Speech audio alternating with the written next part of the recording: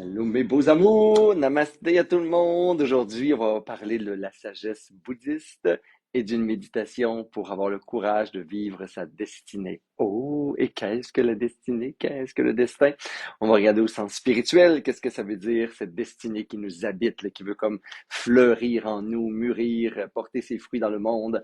Alors voilà mes beaux amours, c'est le sujet qui nous attend aujourd'hui. Je me suis connecté un petit 2 minutes d'avance pour être certain que l'Internet Asie-Polyte Mexique soit bon. Alors, coucou mes amis, je vois déjà que vous êtes là, mon beau Vincent, allô, ma belle Sylvie. Bon matin à tous ceux qui sont en direct. On est les samedis à 10 heures en direct sur ma page Facebook. Pour tous ceux qui le veulent, vous pouvez aussi partager les vidéos, mettre ça sur vos actualités pour qu'on répande plein de beaux dharmas dans ce monde. C'est gratuit, ça fait du bien. Allô Maryse, coucou Elisabeth, allô Sylvie Pesan, coucou, allô Daniel Leclerc, bon matin, comment ça va au Québec? Il fait-tu beau au Québec aujourd'hui? Il fait-tu chaud? Nous, on se souhaite de l'air climatisé, là, ici. Il y a des ventilateurs qui fonctionnent bien, puis la mer dans la journée parce qu'il fait 32 degrés. Pas encore trop d'humidité, mais en tout cas, voici ma météo du jour. Et c'est la même chose tous les jours pour 6 mois. Alors voilà, coucou Claude Hélène, allô, allô Patricia, coucou tout le monde, bon matin. Vous savez que je dis juste bonjour à ceux que je vois là, c'est Facebook qui me dit qui est là, qui est pas là, fait que prenez-le pas personnel si vous m'écrivez que je le vois pas. Allô ma belle loulou d'amour. C'est pas moi qui choisis, là, que vous utilisez mon petit téléphone, c'est face de book qui me dit coucou, là. Allô, ma belle Fiona, je sais qu'on se voit bientôt au Mexique en avril, en mai, je sais plus, en avril-mai. Allô, Christine Joyal, bon matin, ma belle amour. Alors, heureux que vous soyez là pour notre rendez-vous hebdomadaire, un brin de sagesse bouddhiste et une méditation pour se faire du bien.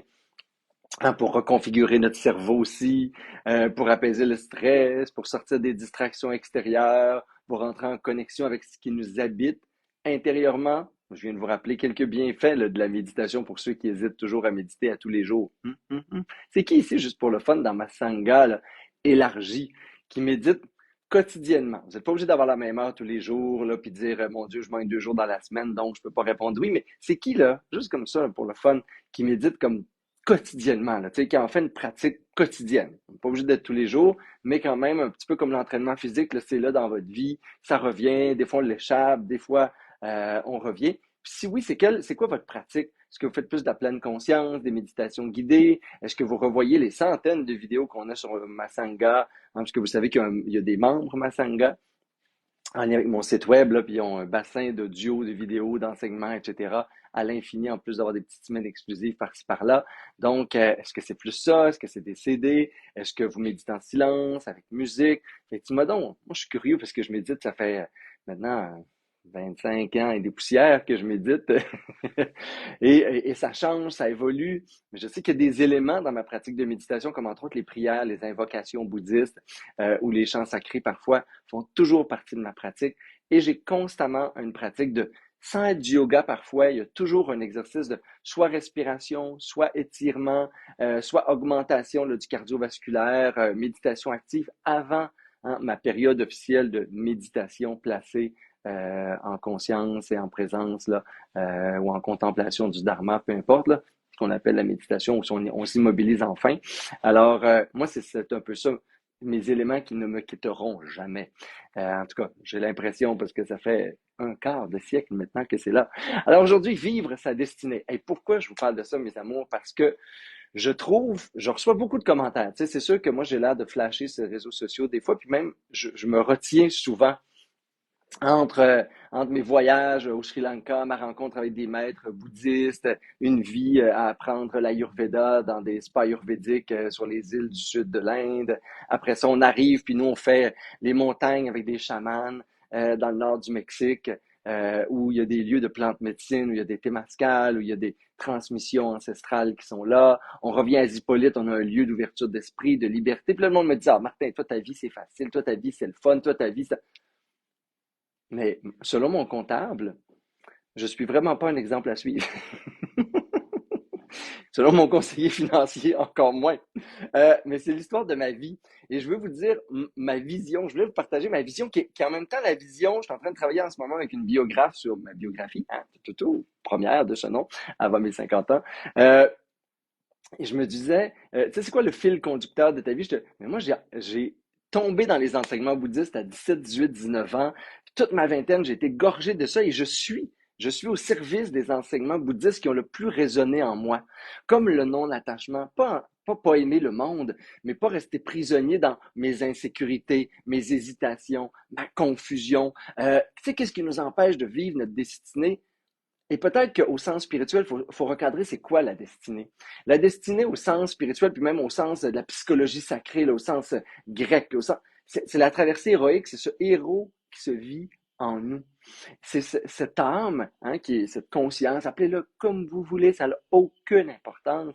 Cette part de nous invisible qui est venue comme s'incarner dans un petit corps de molécules, là, puis de chair, là, puis qui est là pour faire une expérience, mais de célébration, qui est là pour honorer le monde, pour honorer la vie, pour honorer la nature, pour honorer la bonté, pour se connecter aux autres êtres humains, pour s'ouvrir à des cultures, des civilisations, voir notre histoire, regarder comment nos ancêtres sont importants dans ce qu'on vit aujourd'hui, ce qu'on a la chance de vivre, dans quel monde on a la chance de vivre, apprendre de nos erreurs.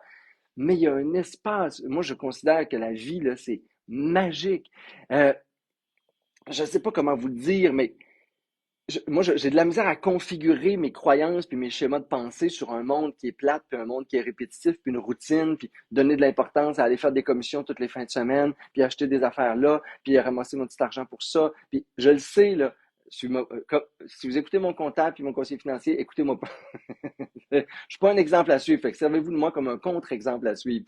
Mais moi, je suis parti à 17 ans, j'avais une famille qui avait des sous. Là, quand je dis des fois que je suis parti en vélo aux États-Unis avec pas une scène, puis je suis tombé dans le bouddhisme, puis je lisais des philosophes et tout, puis je suis arrivé à Montréal, puis je suis parti au Népal en sac à dos, puis c'est pas parce que j'avais pas de sous, c'est juste que je voulais m'affranchir, je voulais me libérer, je voulais pas nécessairement dépendre de rien, je voulais pas dépendre des facteurs extérieurs, de l'argent, du temps, des contraintes, de l'étude, de terminer un diplôme rapidement. Finalement, je l'ai fait ma maîtrise en psychologie sociale, puis j'ai travaillé toute ma vie, mais j'ai pris des risques constamment, en laissant des emplois, en prenant des sabbatiques, en allant au bout de mes fins de semaine. Toutes mes fins de semaine étaient consacrées à des retraites bouddhistes, des petites vies dans des ashrams, la gang des sannyasines à l'auberge du lac Carré. Euh, je, je, je suis d'un enthousiasme qui dévore les perspectives de découverte de la vie. Et je trouve que souvent, ceux qui manquent de passion envient les autres passionnés, les aventuriers, ceux qui réalisent leur élan de cœur. Et nos élans de cœur, ils sont différents pour chacun. Et c'est là où la destinée, c'est quelque chose de, non pas de personnel au sens où c'est unique, puis il y a un Dieu qui nous a créés avec une destinée là, qui est plus grande que les autres. On n'est pas dans l'ego, ni dans l'ego spirituel. Juste, on porte en nous un élan. Pour moi, le cœur, le senti, le ressenti, c'est le messager de l'âme à quelque part. Là. Puis l'âme, c'est un gros mot pour vous. Là. Dites-vous conscience, dites-vous vous-même là, finalement. Euh, mais ces élans-là sont engourdis dans du stress, des peurs, de l'anticipation, sont même figés là, dans la comparaison des blessures, la peur. Et c'est comme si on n'écoutait plus ces élans-là de cœur jusqu'à penser qu'on n'en a pas, jusqu'à penser qu'on n'a plus de passion. Hein, l'éros en nous, le ressenti, la pulsion de vie. Là. Ben, et là, on regarde les autres à côté et on dit, My God, eux autres, la vie a l'air facile, ils ont tout ce qu'il faut. Et si je vous comptais les problèmes que j'ai dans une journée, puis dans une année, dans mes voyages, mes périples, mes aventures spirituelles, ma rencontre avec les bribris au Panama, dans l'Amazonie, et ainsi de suite. Chemin faisant, là, il y a des moments où je me dis, My God, que je serais bien sur mon sofa, dans mon petit condo à Brossard. Mais il y a comme quelque chose dans dedans pour qui c'est impossible. Il y a quelqu'un en moi pour qui c'est impossible de, non pas de se conformer, puis c'est vraiment pas. Je trouve que honorer sa destinée, il n'y a plus de comparaison avec les autres, il n'y a plus de jugement, il n'y a pas d'évaluation. C'est vraiment jusqu'où je vais pour suivre les élans de mon cœur, suivre mes élans intérieurs, ma pulsion de vie, au lieu de suivre mes élans de mort. Les élans de mort, pour moi, là, c'est ce qui nous c'est ce qui nous maintient en survie. Puis, je dirais, tu sais, des fois, on dit survivre ou vivre. Moi, je dirais survivre, c'est une chose. Vivre, c'en est une autre. Puis, honorer sa destinée, c'est comme célébrer l'existence.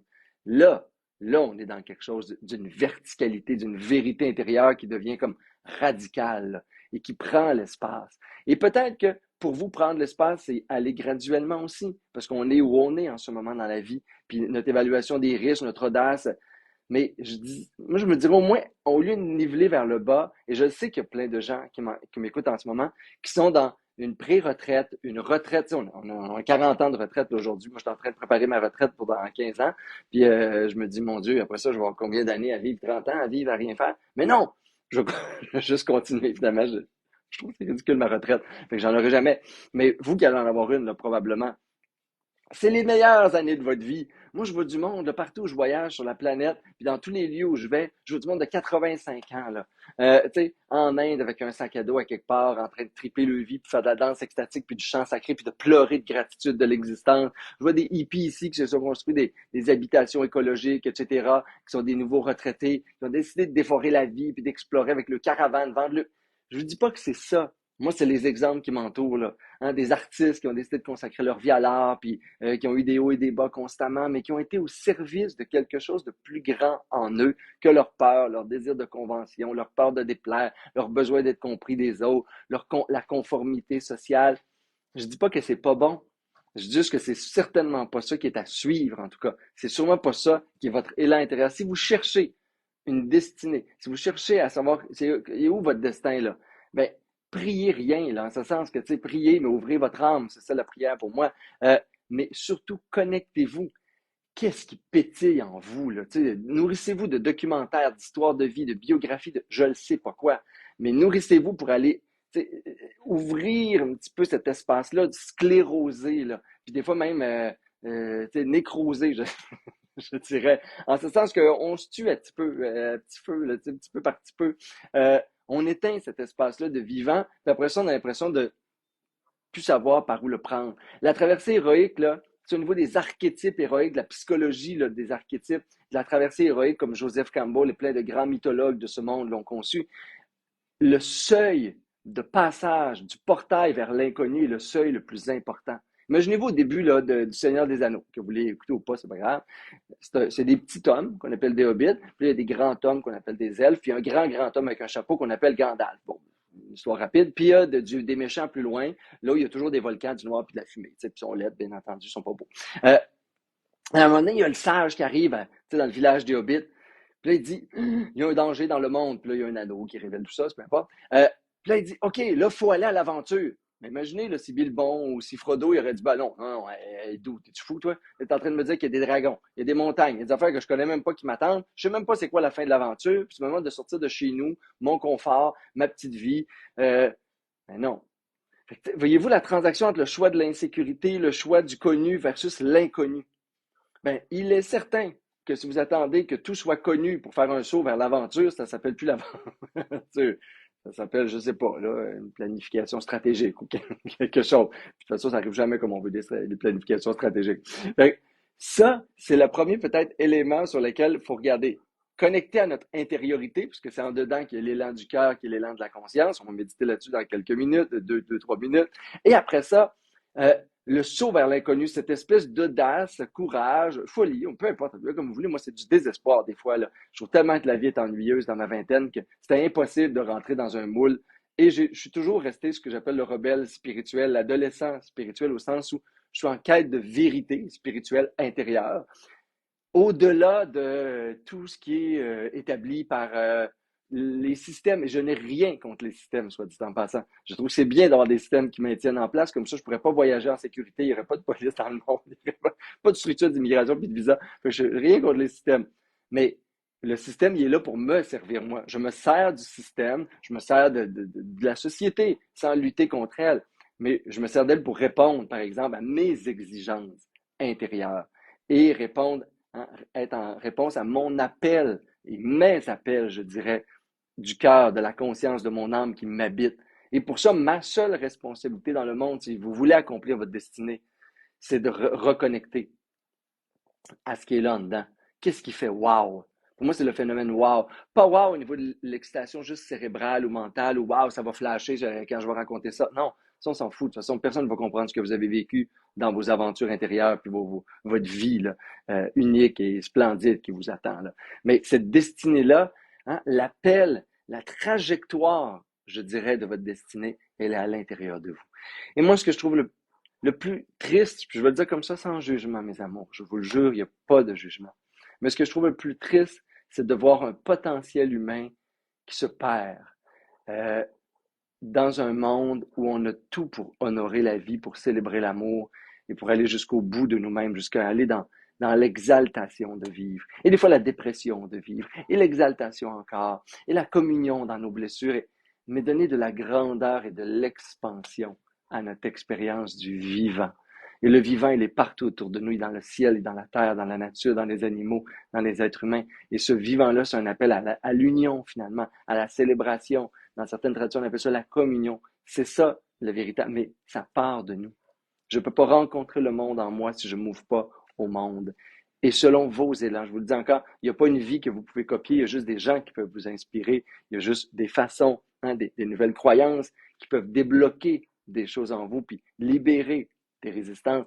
Mais après ça, on ne pourra jamais faire copier-coller du chapitre de la vie de quelqu'un d'autre, ça c'est certain.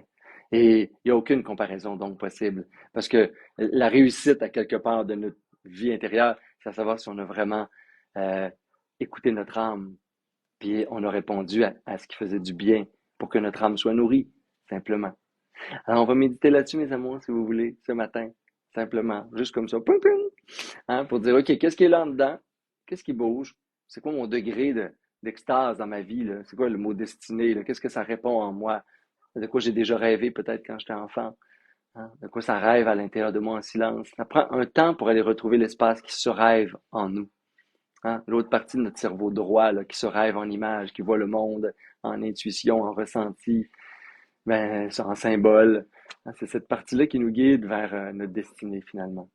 Et ce qui résiste, on peut le regarder, on n'est pas obligé de rester figé dessus, par exemple, et peut-être juste générer l'enthousiasme ou le courage. Essayez de voir c'est quoi l'énergie source en vous qui vous permet de faire un pas de plus pour vraiment créer la vie que vous méritez finalement, dans ce monde où il y a tellement de possibilités d'être. Voilà. Je vous invite à prendre une belle posture pour méditer. Merci d'être là avec moi. Coucou ma belle Sophie, hello ma belle Christine. On s'assoit ensemble. C'est comme si on s'assoyait ensemble. Je suis là avec vous tous les samedis en direct, en différé. C'est comme si j'étais là encore avec vous. Alors, on peut prendre quelques respirations profondes au début, immobiliser le corps. Ah, se réjouir d'être vivant.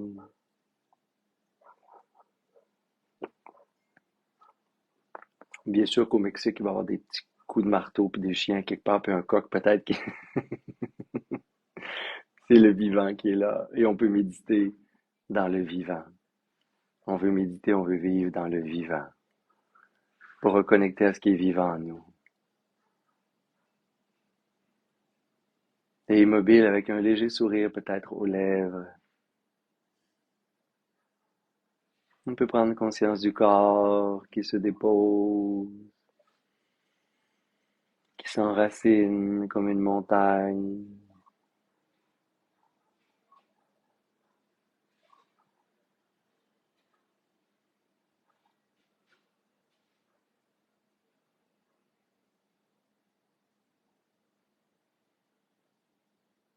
Et vous pouvez contempler le souffle, un souffle qui est de plus en plus détendu, de plus en plus facile, parce que ça respire la vie en vous, parce que ça goûte bon de vivre.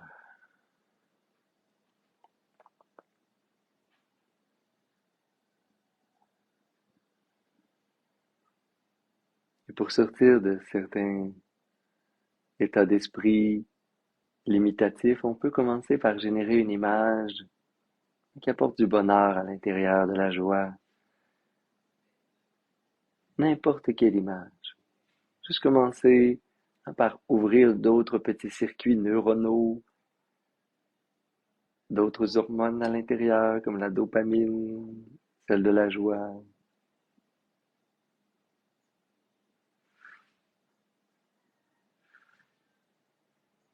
Ça peut être un animal de compagnie, une personne, un paysage ou une mémoire. Contempler une image qui apporte à la fois un sentiment de joie, de réconfort et de bonheur.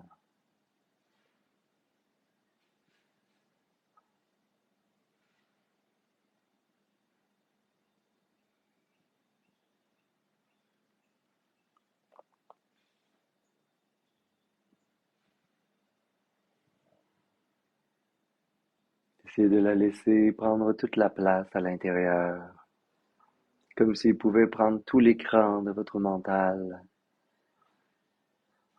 tout l'espace de votre être. Ce n'est plus qu'une image, c'est une expérience, c'est un ressenti, c'est une vibration.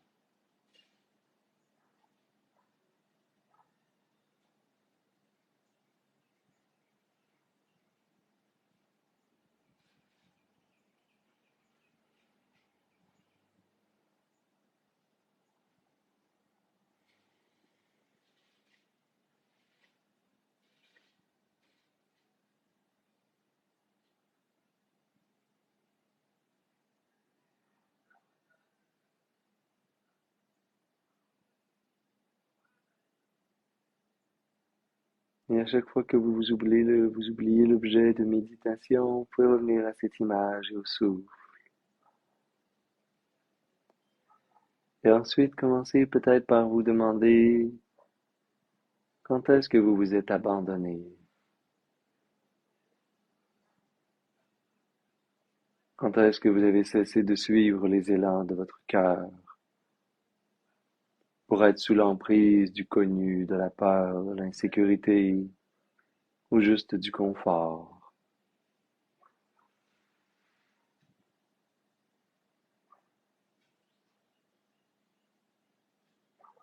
Quand est-ce que le monde a perdu ses couleurs, sa radiance autour de vous?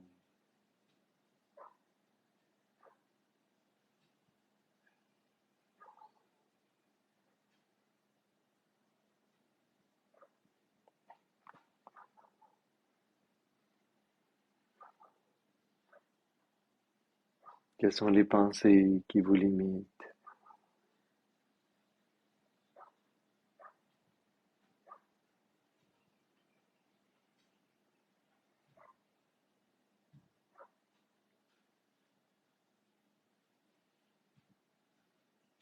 Et chaque jour de notre vie,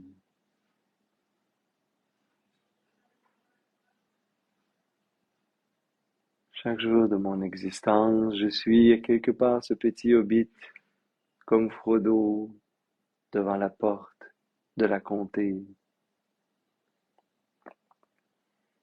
qui regarde le portail vers l'aventure et l'inconnu.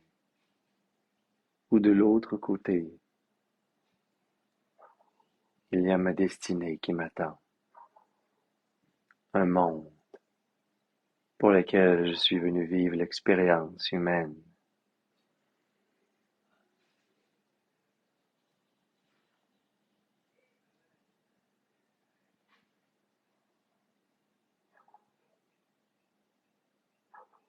Et qu'est-ce qui en vous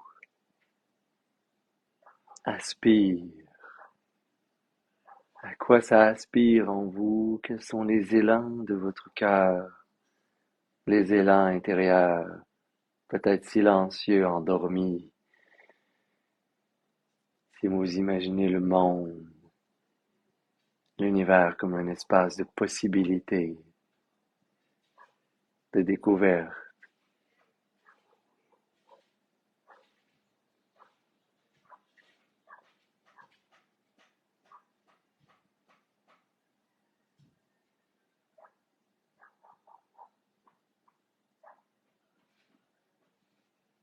À quoi ça aspire en vous si vous ouvrez l'espace du cœur? Peut-être dans cet espace de cœur au centre de votre poitrine, vous rencontrez le regard de l'enfant en vous, de l'enfant que vous étiez qui rêvait du monde, qui se rêvait dans le monde. Et qu'est-ce qui se rêve encore en vous?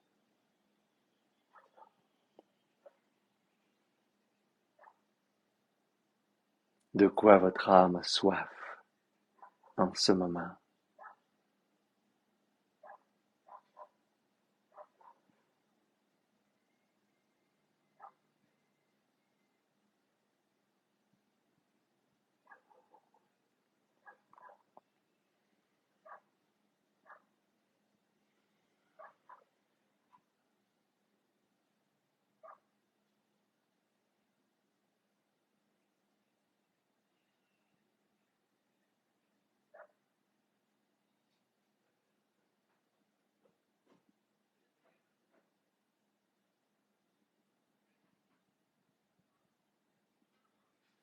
Et si vous vous approchez encore plus de cet être, cet enfant, cette conscience, dont les yeux sont remplis de rêves, d'aspiration, comme autant d'élan et de direction pour votre vie.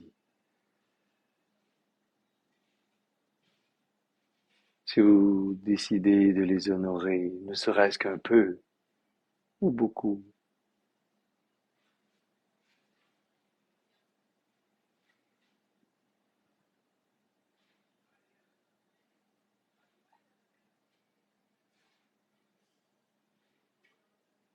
comment ça pourrait transformer votre vision du monde et de vous-même? Comment vous pourriez agir conformément à ce que vous portez comme destinée?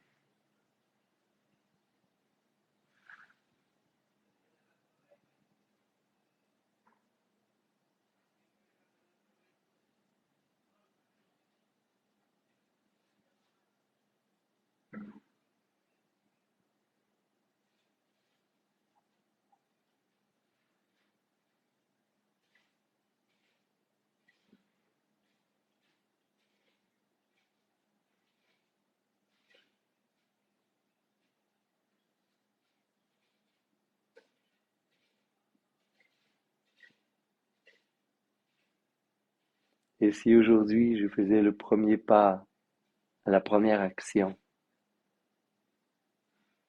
pour manifester une partie de ma destinée,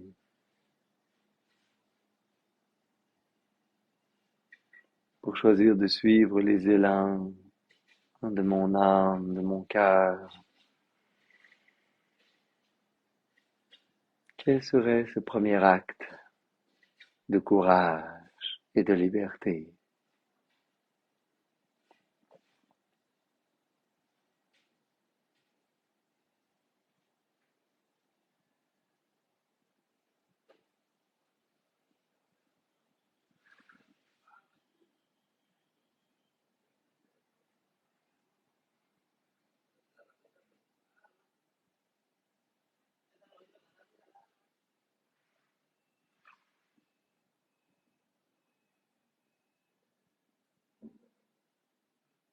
Et vous pouvez les respirer plus profondément en vous réjouissant de cette rencontre,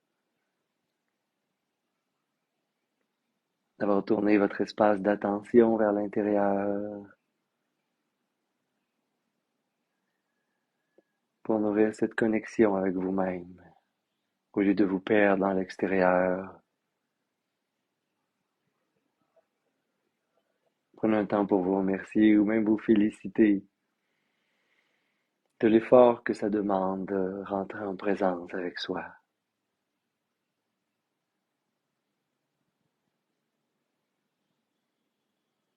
mais que c'est le seul moyen de cesser de se perdre, et que ça fait du bien.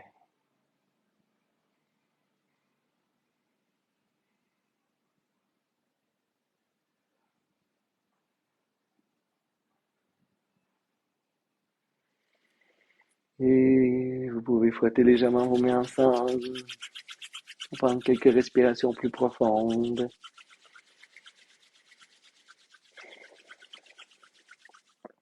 Amenez les mains au cœur.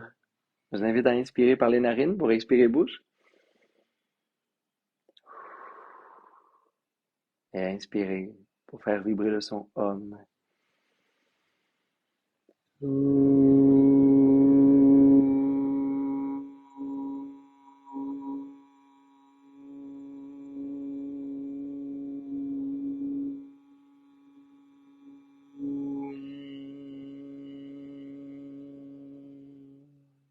Namasté.